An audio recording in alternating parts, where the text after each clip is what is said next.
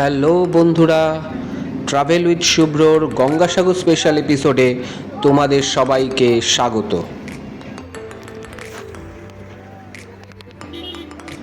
কথায় বলে সব তীর্থ বারবার, গঙ্গাসাগর একবার। হাতে গোনা আর কয়েকদিন বাকি এই 2024-এ গঙ্গাসাগর মেলার। তাই চলো এবারে মেলার প্রস্তুতি কেমন দেখে নেওয়া যাক।